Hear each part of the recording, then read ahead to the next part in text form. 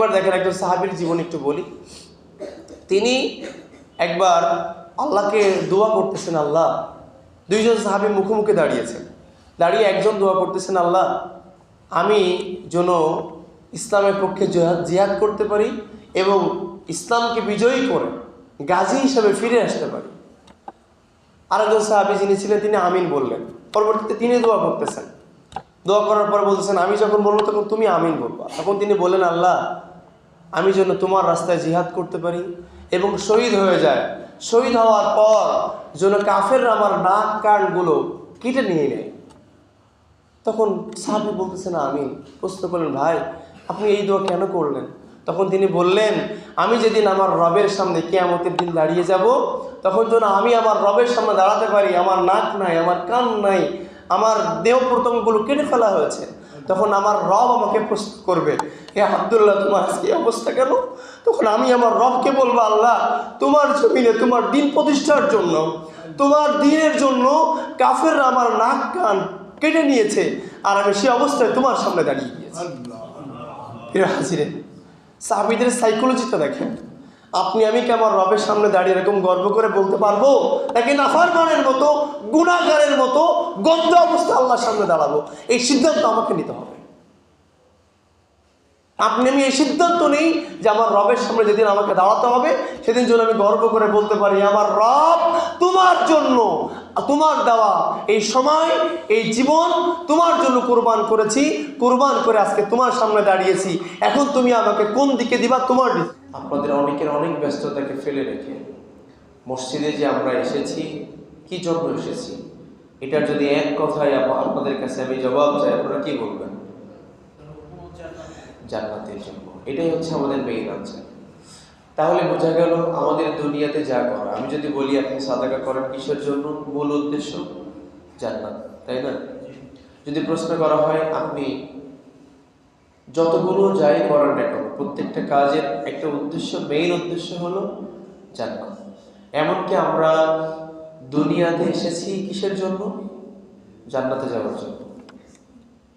একটু ভালো করে বুঝবেন, আমি কিন্তু বলেছি বিষয়টা আপনাদের জানা, কিন্তু আপনি অনুশোচনার জন্য, কিছুটা অনুধাবনের জন্য কথা বলে আমি বলবো ইনশাআল্লাহ। তার মানে কথা বলে একটু বোঝার কিছু আছে, তাহলে খেয়াল রাখতে হবে।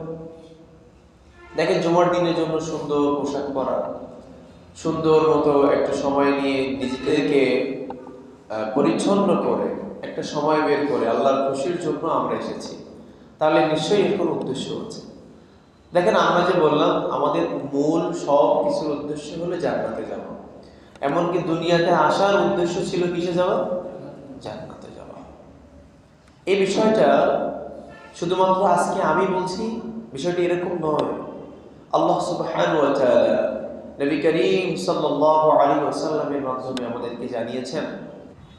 বিশ্বনবী সাল্লাল্লাহু আলাইহি ওয়াসাল্লাম হযরত ওমর ফারুক রাদিয়াল্লাহু তাআলা আনহুর মতো সাহাবীর কাঁধে হাত দিয়েছেন, দিয়ে বলছেন, এ ওমর মনে রেখো এই দুনিয়াতে তুমি এমন একজন মানুষ, এমন একজন প্রতীক যে তুমি যেন একটা ছায়ায় বসেছ, আর এই ছায়া এক সময় তুমি কিন্তু ছায়া থেকে উঠে চলে যাবে। জাস্ট ছায়ায় তুমি কখন বসো? যখন দূরের একটা পথ অতিক্রম করো, করতে করতে অনেক ক্লান্ত হয়ে যাও। এখন তো আমরা হেঁটে আর চাই না, আমাদের মুরব্বী বাবা যারা রয়েছেন ওনারা হেঁটেছেন, খুলনায় ওনারা হেঁটে গিয়েছেন, অনেকে হয়তো ওই কি বলে আপনাদের বাগেরহাট, এরপরে হচ্ছে গোপালগঞ্জ, এছাড়া আরো অনেক ফরিদপুর, এদিকে অনেক সময় আপনারা হেঁটেও গিয়েছেন। তো সে সময় সাহাবায়ে কেরাম রাদিয়াল্লাহু তাআলা আনহুম তারাও হেঁটে যেতেন, অনেক দূরের পথ হেঁটে হেঁটে অতিক্রম করতেন। করতে করতে যখন ক্লান্ত হয়ে যেতেন তখন মাঝে একটুখানি রেস্ট করতেন, রেস্ট করার জন্য ছায়ায় তিনারা একটু রেস্ট করতেন। বিশ্বনবী সাল্লাল্লাহু আলাইহি ওয়াসাল্লাম কাঁধে হাত দিয়ে ওমর ফারুক রাদিয়াল্লাহু তাআলা আনহুর মতো সাহাবীর কাঁধে হাত দিয়ে বলতেন, হে ওমর তুমি মনে রেখো ঠিক ওই সফরে যেমন তুমি একটা ছায়ার নিচে কিছুক্ষণের জন্য বিশ্রাম করো, এই দুনিয়াটাও তোমার জন্য বিশ্রামের জায়গা। এই কিছুক্ষণ বিশ্রামের পরেই এখান থেকে তোমাকে আবার তোমার মূল লক্ষ্যের দিকে চলে যেতে হবে, তোমার আসল ঋণে চলে যেতে হবে। এই অবস্থায় ওমর ফারুক রাদিয়াল্লাহু তাআলা আনহুর বুঝতে আর বাকি ছিল না আল্লাহ নবী সাল্লাল্লাহু আলাইহি সাল্লাম কি বলতেছিলেন। আচ্ছা বলেন তো, আমরা প্রথমে আমাদের আদি পিতা তাদেরকে কোথায় রেখেছিলেন? জান্নাতে।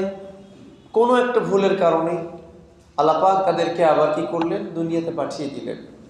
এরপরে আল্লাহ সুবহানাহু ওয়া তাআলা আবার আমাদেরকে অফার দিয়েছিলেন। ওই যে সূরা বাকারার 6 নম্বর সাফার প্রথম অংশ কি বলেন তো, যে কোনো একজন হাফেজ ভাই, কুল লাহবিতু মিনহা জামিআ ফাইম্মা ইয়াতিয়ান্নাকুম মিন্নি হুদান ফামান তাবিআ হুদায়া ফালা খাউফুন আলাইহিম ওয়ালা হুম ইয়াহজানুন।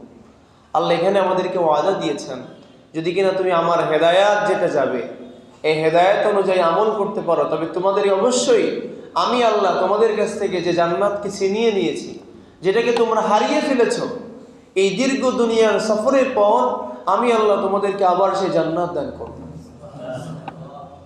তাহলে সেই সফরটা আমাদের আসল উদ্দেশ্যই হতে হবে, সেই সফরটা আমাদের সঠিক পথে হতে হবে।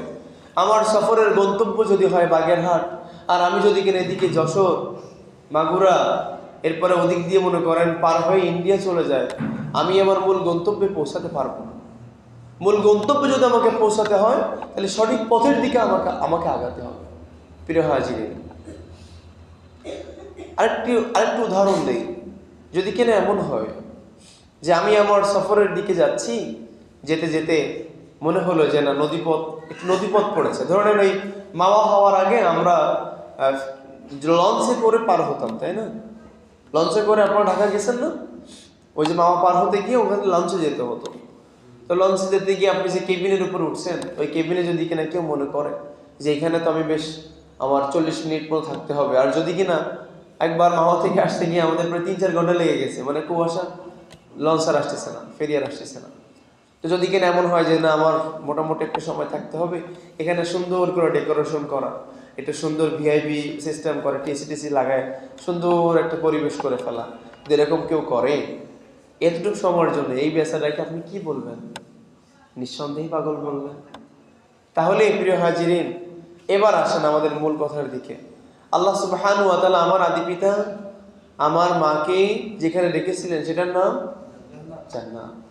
আবার আমরাও দুনিয়াতে যারা এসেছি আমাদের প্রত্যেকের মাকসাদ হলো কি? আমরা কোথায় যেতে চাই? জান্নাতে। তাহলে সেই যিনি এই সফরে এসেছেন, আর সফরে আসার পরে দুনিয়া নামক যে জায়গাটায় তিনি ছায়ায় বসেছেন, এই জায়গায় যদি ওই লঞ্চের কেবিনে পাওয়ার মতো কোনো ব্যক্তি যদি এটা খুব সুন্দর করে লাক্সারিয়াস করে ফেলে, তাহলে সেটা কি আসলে কোনো বুদ্ধিমান লোকের কাজ হবে? এবার আসেন আমি কয়েকজন সাহাবীদের জীবনী দিয়ে একটু বোঝাই। আমি বলবেন ভাই এটা কি বলেন আপনি, এ তো দুনিয়া থাকতে গেলে একটু করতেই হয়। হ্যাঁ, ইমাম আহমদ ইবনে হাম্বল রাহিমাহুল্লাহ, ইমাম শাফি রাহিমাহুল্লাহ নাম শুনেছেন? শোনেন, ভালো করে শোনেন।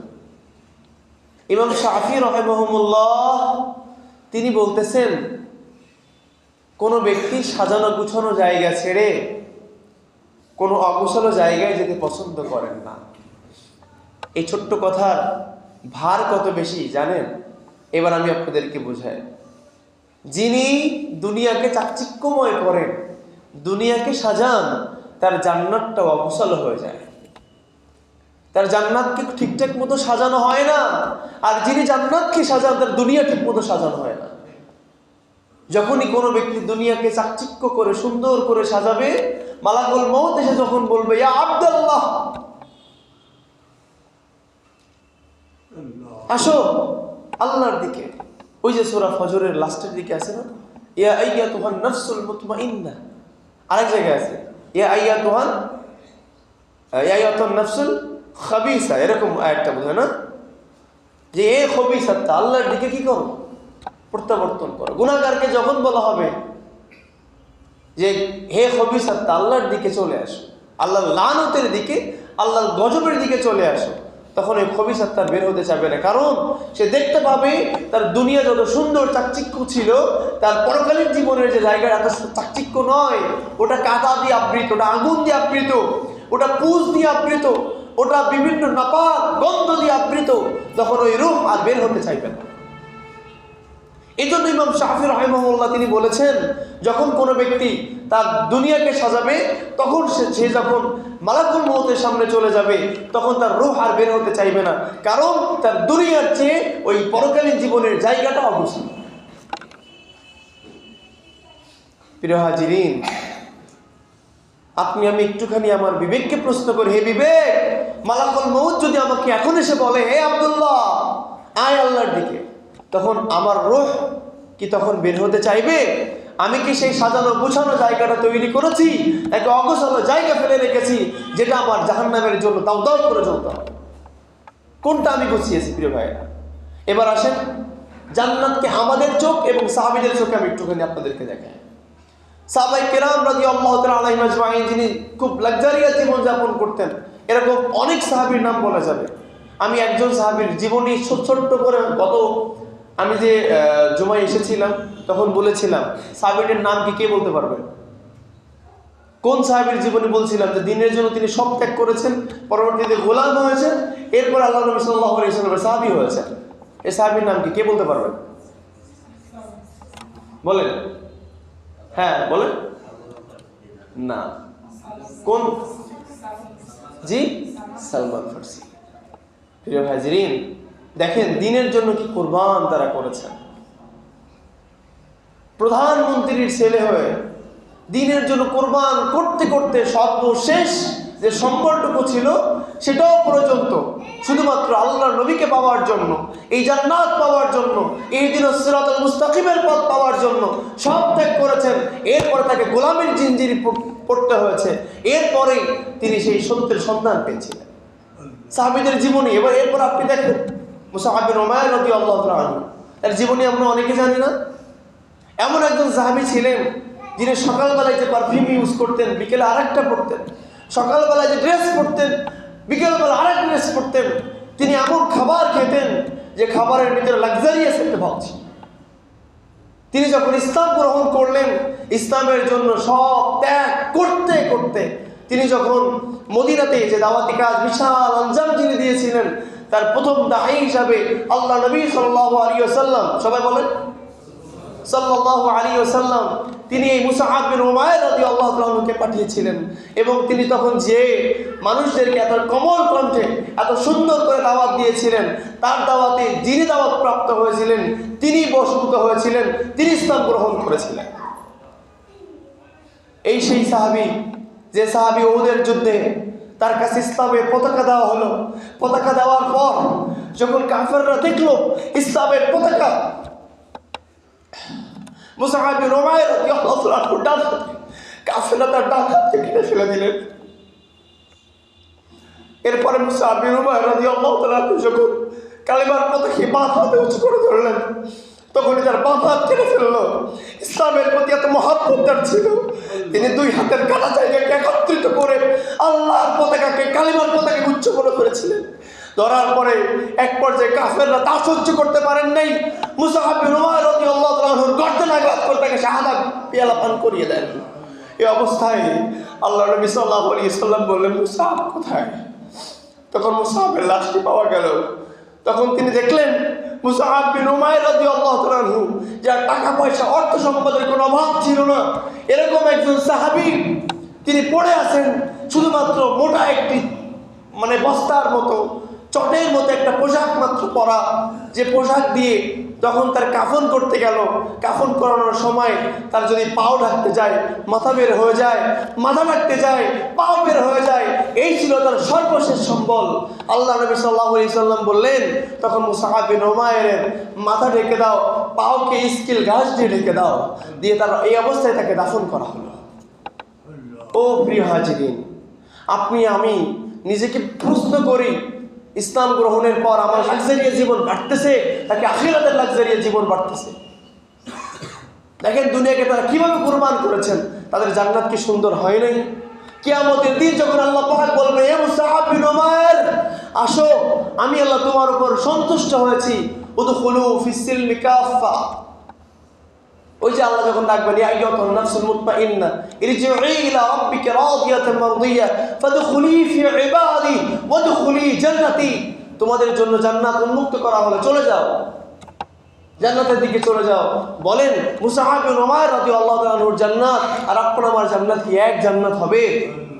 আরে আমার তো সন্দেহ হয় আমি জান্নাতেই যাব কিনা। প্রিয় হাজিরিন, জান্নাতকে সাহাবীদের চোখে দেখলাম। একজন সাহাবীর জীবনী আগে যে একটু বলেছিলাম, এরকম বহু জীবনেই বলা যাবে। আপনি দেখেন, আমরা জানি তাবুকের যুদ্ধে হয়তো আবু বকর সিদ্দিক রাদিয়াল্লাহু তাআলা আনহুর কুরবানি, জানি না আমরা? তার সবগুলো একেবারে বিলীন করে দিয়েছে ইসলামের জন্য। হযরত উসমান রাদিয়াল্লাহু তাআলা আনহু, তিনি সম্ভ্রান্ত একজন সাহাবী ছিলেন। হযরত উসমান ফারুক রাদিয়াল্লাহু আফফান রাদিয়াল্লাহু তাআলা আনহু, তিনি কি করছিলেন? তিনি তার জীবনের এরকম সব কিছু আস্তে আস্তে সব বিলিয়ে দিয়েছিলেন ইসলামের জন্য। ওমর ফারুক, প্রত্যেকটা সাহাবীর আপনি জীবনের দিকে তাকান, কি কুরবান তারা করেছেন, আমি কি কুরবান করেছি। কিন্তু তাদের উদ্দেশ্য জান্নাত, আমার উদ্দেশ্য জান্নাত। তারা তাদের জান্নাতকে কত সুন্দর করে গুছিয়েছেন, আমি কতটুকু গুছিয়েছি। এখানে যদি প্রশ্ন করা হয়, ভাইরে জান্নাতকে গোছানোর জন্য প্রথম শর্ত তো সালাত আদায় করা।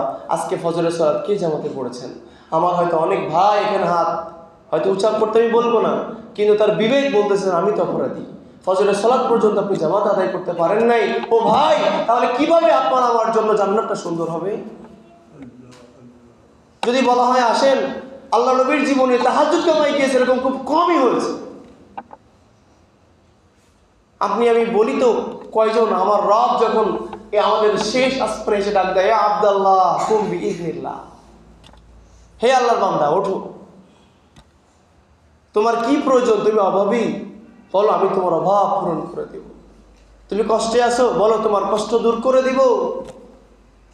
তোমার পেরেশানি আমাকে বলো, আমি সব দূর করে দিব। আমার রব আমার কাছে এসে তিনি এসে আমাকে বারবার বলতেছেন, এ বান্দা কি লাগবে তোমার, বলো আমি তোমার সব দিয়ে দিব।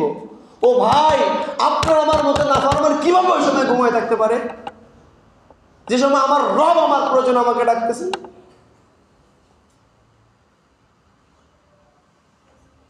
আল্লাহু আকবার। সাহাবায়ে কেরাম, নবী করিম সাল্লাল্লাহু আলাইহি ওয়াসাল্লাম ছিল সকল নবী, তাদের জীবনের সব ত্যাগ করেছেন আল্লাহর জন্য, শুধুমাত্র জান্নাত পাওয়ার জন্য। সাহাবীদের উপরে নির্মম নির্যাতন চলতেছে।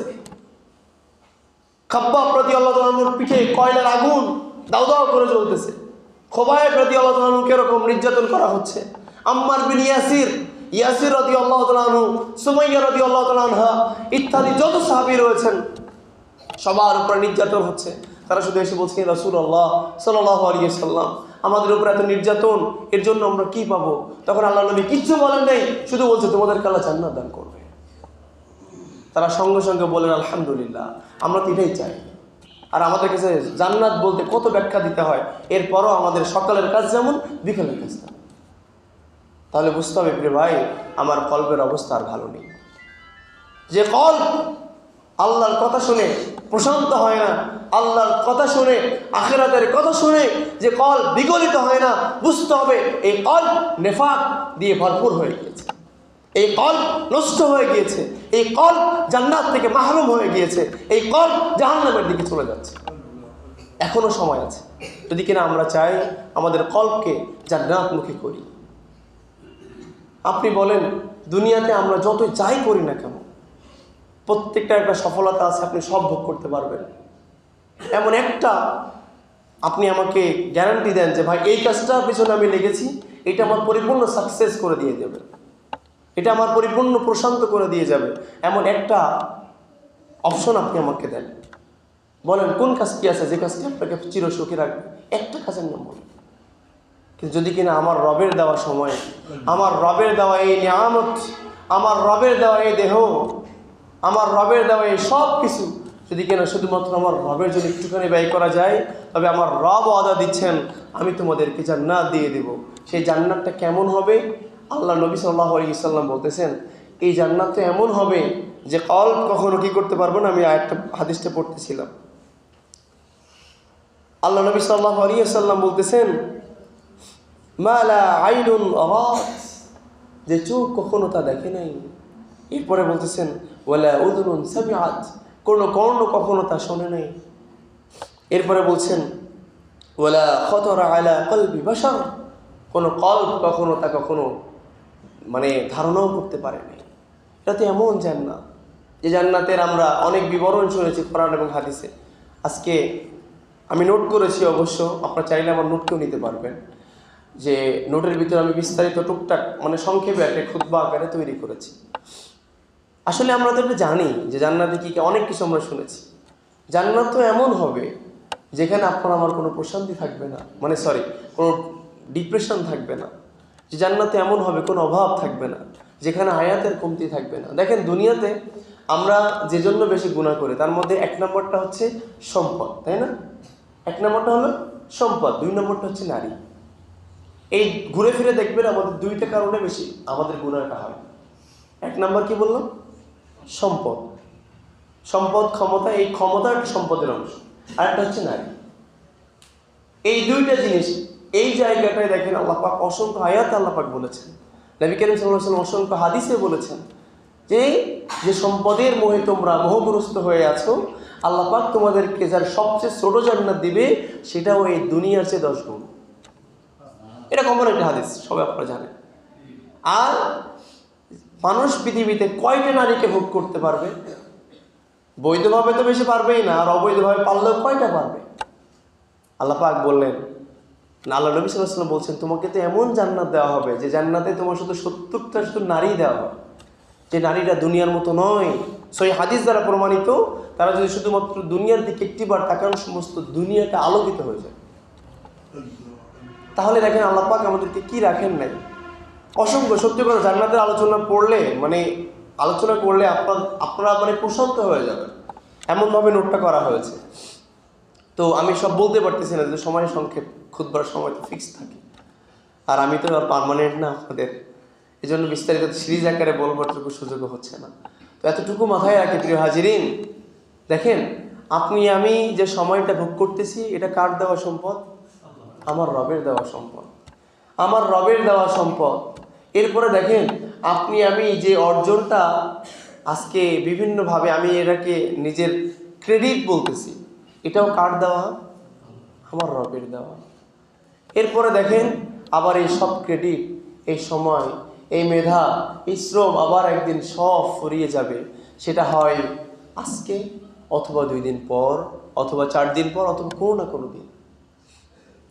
এখন সেই দিনটা আমার হায়াতটা শেষ যখন হবে তখন কি অবস্থায় হবে, এটার জন্য আমার কতটুকু প্রিপারেশন আছে, আমি কতটুকু প্রিপারেশন নিয়েছি যে আমার রবের সামনে দাঁড়িয়ে আমি মধ্যে বলতে পারবো আল্লাহ। একবার দেখেন একজন সাহাবীর জীবন একটু বলি। তিনি একবার আল্লাহকে দোয়া করতেছেন, আল্লাহ, 2 জন সাহাবী মুখোমুখি দাঁড়িয়ে একজন দোয়া করতেছেন, আল্লাহ আমি যেন ইসলামের পক্ষে জিহাদ করতে পারি এবং ইসলামকে বিজয়ী করে গাজী হিসাবে ফিরে আসতে পারি। আরেকজন সাহাবী যিনি ছিলেন তিনি আমিন বললেন। পরবর্তীতে তিনি দোয়া করতেছেন, দোয়া করার পর বলতেছেন আমি যখন বলবো তখন তুমি আমিন বলবা। তখন তিনি বললেন, আল্লাহ আমি যেন তোমার রাস্তায় জিহাদ করতে পারি এবং শহীদ হয়ে যায়, শহীদ হওয়ার পর যেন কাফেররা আমার নাক কানগুলো কেটে নিয়ে নেয়। তখন সাহাবী বলতেছেন আমিন। প্রশ্ন করলেন, ভাই আপনি এই দোয়া কেন করলেন? তখন তিনি বললেন, আমি যেদিন আমার রবের সামনে কিয়ামতের দিন দাঁড়িয়ে যাব, তখন যেন আমি আমার রবের সামনে দাঁড়াতে পারি, আমার নাক নাই, আমার কান নাই, আমার দেহ প্রত্যঙ্গগুলো কেটে ফেলা হয়েছে। তখন আমার রব আমাকে প্রশ্ন করবে, হে আব্দুল্লাহ তোমার আজকে অবস্থা কেন? তখন আমি আমার রবকে বলবো, আল্লাহ তোমার জমিনে তোমার দিন প্রতিষ্ঠার জন্য, তোমার দিনের জন্য কাফেররা আমার নাক কান কেটে নিয়েছে, আর আমি সে অবস্থায় তোমার সামনে দাঁড়িয়ে গিয়েছি। হাজিরে সাহাবীদের সাইকোলজিটা দেখেন। আপনি আমি কি আমার রবের সামনে দাঁড়িয়ে এরকম গর্ব করে বলতে পারবো, নাকি নাফরমানের মতো, গুনাহগারের মতো গন্ধ অবস্থা আল্লাহর সামনে দাঁড়াবো? এই সিদ্ধান্ত আমাকে নিতে হবে। আপনি আমি এই সিদ্ধান্ত নেই যে আমার রবের সামনে যেদিন আমাকে দাঁড়াতে হবে সেদিন যেন আমি গর্ব করে বলতে পারি, আমার রব তোমার জন্য, তোমার দেওয়া এই সময়, এই জীবন তোমার জন্য কুরবান করেছি, কুরবান করে আজকে তোমার সামনে দাঁড়িয়েছি, এখন তুমি আমাকে কোন দিকে দিবা তোমার ডিসিশন। প্রিয় হাজিরিন, এবার চিন্তা করেন আমার রবের দেওয়া এই আপাত মস্তক, এই দেহ, এই মেধা, এই সম্পদ আমি কার জন্য ব্যয় করব? আমার রবের দুশমন শয়তানের জন্য নাকি আমার রবের জন্য? সেদিন আমি আমার রবের সামনে দাঁড়িয়ে আমি কি বলবো যে আমি নাফরমান নাকি আব্দুল্লাহ, কোনটা আমি বলবো? সিদ্ধান্ত আমাকে নিতে হবে। আজকে এই সংক্ষিপ্ত আলোচনা থেকে এতটুকু শিক্ষা নিয়ে যায় যে আমি কি করব, আমার মেইন ফিউচার কি জান্নাত নাকি জাহান্নাম, সিদ্ধান্ত নেওয়া যাবে না? বিশেষ করে আমি প্রত্যেককে আহ্বান করবো, উদাত্ত আহ্বান, প্রিয় হাজির, আমাদের এই জীবন খুবই সংক্ষেপ। এই ছোট্ট দুনিয়ার মোহে পড়ে আমরা পরকালীন জীবনের বিশাল জান্নাতকে হারিয়ে না ফেলি, সেদিন আমাদের আফসোস করা ছাড়া আর কোনো উপায় থাকবে না, প্রিয় হাজির। এই জন্য আফসোসটা যদি কষ্ট হয় দুনিয়াতেই কষ্ট করি, আখেরাতে নয়, কারণ আখেরাতের কষ্ট সহ্য করার মতো ক্ষমতা আমাদের নেই। বিশ্বাস করেন, আপনি কোরআনটা পড়েন, কোরআনের কিয়ামত সম্বলিত, আখেরাত সম্বলিত, জান্নাত জাহান্নাম সম্বলিত আয়াতগুলি সেখানে পড়েন। সত্যি কথা, আপনার হৃদয় যদি পরিবর্তন না হয় তাহলে আমি বলছি আমার কথা মিথ্যা। ইনশাআল্লাহ কোরআনের নূর আপনার কলবে লেগে আপনার কলবকে পরিবর্তন করে দেবে ইনশাআল্লাহ। একটুখানি দেখেন, বিশেষ করে সূরা কিয়ামা পড়েন, সূরা ফজর পড়েন, সূরা দাহান পড়েন, ছোট ছোট সূরা, এগুলো পড়েন। আল্লাহু আকবার। তাহলে আজকে আমরা সিদ্ধান্ত নিই আমরা কি করব, এতটুকুই, বেশি আলোচনা করার দরকার নেই। হেদায়েত যদি আল্লাহ পাক কাউকে দিতে চান তাহলে একটা কথাই যথেষ্ট। কারণ আল্লাহ সুবহানাহু ওয়া তাআলা হেদায়েতের চাবিকাঠি তার কাছে। আল্লাহ নিজে বলছেন, ইন্নাকা তাহদি মান আহবাবতা ওয়ালাকিন্নাল্লাহা ইয়াহদি মান ইয়াশা।